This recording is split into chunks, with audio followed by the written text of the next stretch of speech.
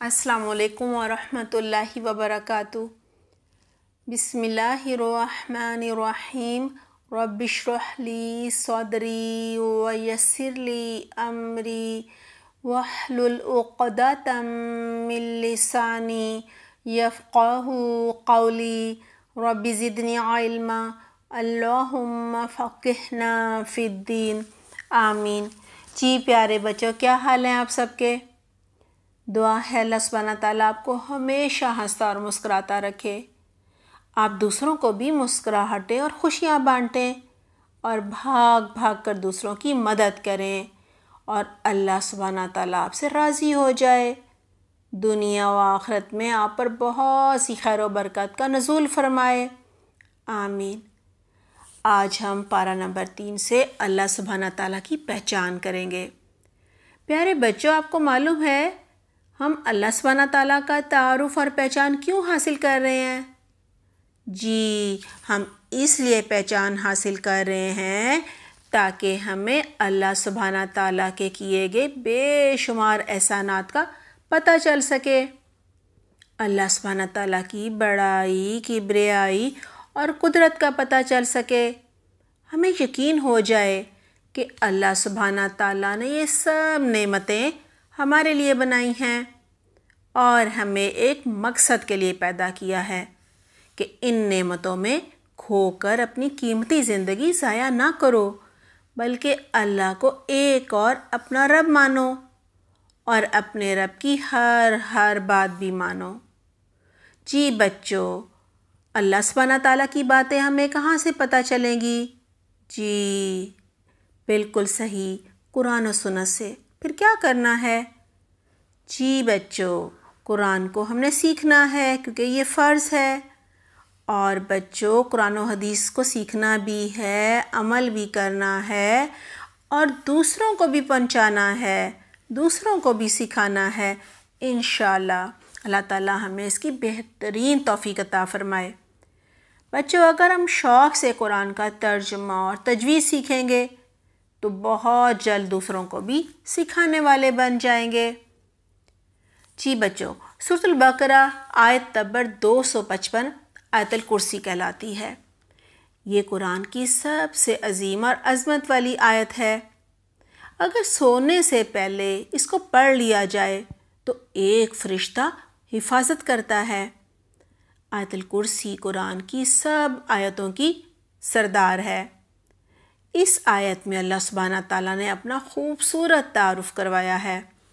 آئیے پہلے آیت الکرسی کا ترجمہ دیکھ لیتے ہیں۔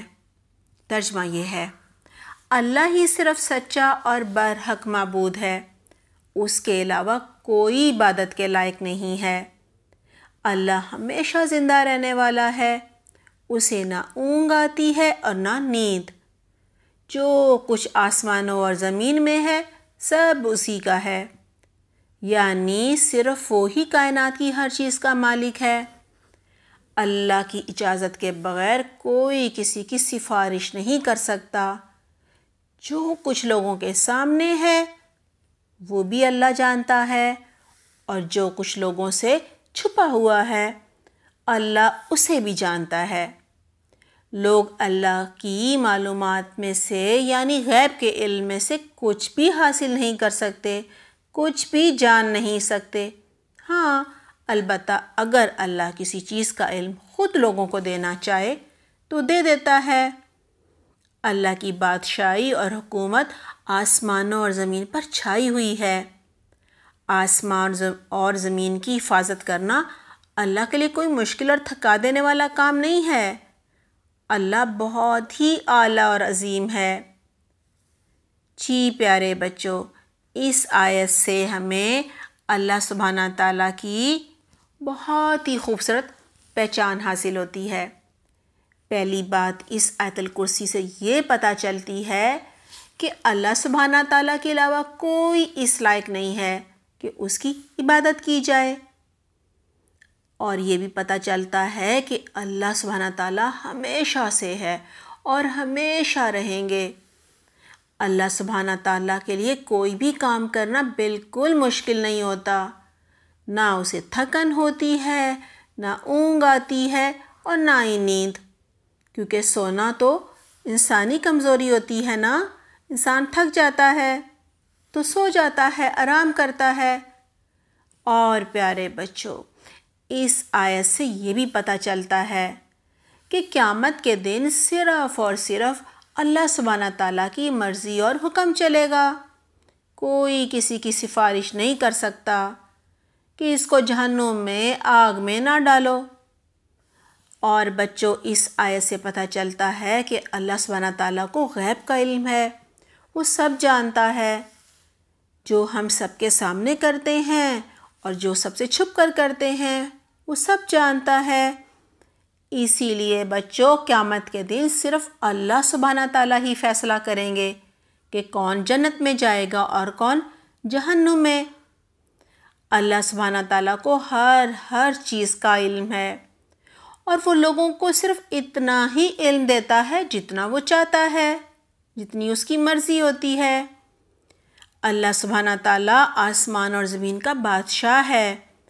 ان دونوں کی حفاظت اللہ سبحانہ تعالیٰ کے لیے بہت ہی آسان کام ہے۔ اللہ سبحانہ تعالیٰ کی ذات بہت ہی اعلیٰ رتبے والی اور عظیم ہے۔ جی بچوں، سورۃ البقرہ کی آیت نمبر 258 میں حضرت ابراہیم علیہ السلام نے عراق کے مشرک اور ظالم بادشاہ نمرود کو اپنے رب کا تعارف یوں کروایا ہے: میرا رب اللہ ہے جس کے اختیار میں زندگی اور موت ہے۔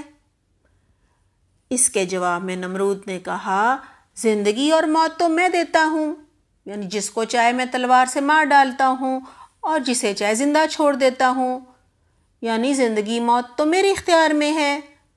یہ سن کر بچوں، ابراہیم علیہ السلام نے کہا، اچھا اگر یہ بات ہے تو ایسا کرو کہ اللہ سبحانہ تعالیٰ تو روز سورج مشرق سے نکالتے ہیں، تم سورج کو مغرب سے نکال کر دکھاؤ، یعنی مغرب سے طلوع کرو۔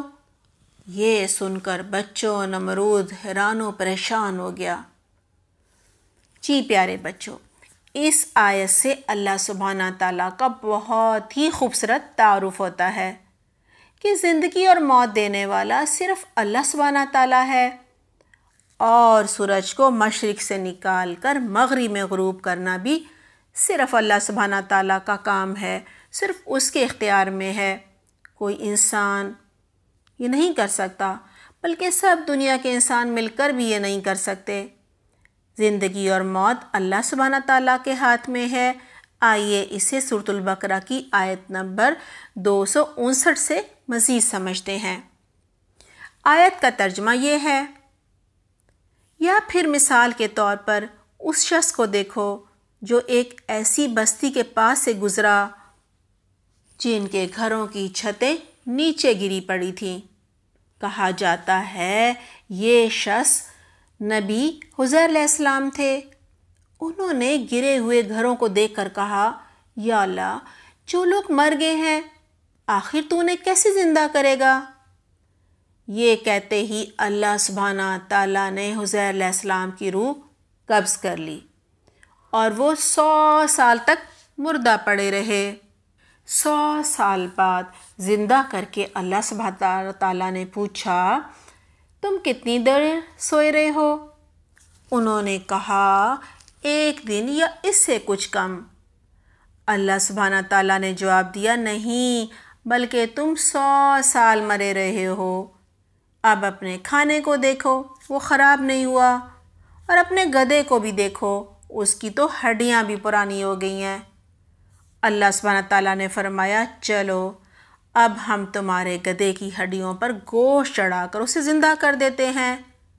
گدھے کو دوبارہ زندہ دیکھ کر حضرت عزیر علیہ السلام نے بے اختیار کہا، اے اللہ، میں جانتا ہوں کہ آپ ہر کام پر، ہر چیز پر قادر ہیں، ہر کام کرنے کی قدرت رکھتے ہیں۔ جی پیارے بچوں، ہمارا پارہ نمبر 3 آج مکمل ہو گیا۔ انشاءاللہ آئندہ ہم پارہ نمبر 4 سے اللہ سبحانہ تعالیٰ کا تعارف حاصل کریں گے۔ جب تک اپنا بہت خیال رکھیے گا۔ سبحانک اللہم و بحمدک، نشہد ان لا الہ الا انت، نستغفرک و نتوب الیک۔ والسلام علیکم ورحمۃ اللہ وبرکاتہ۔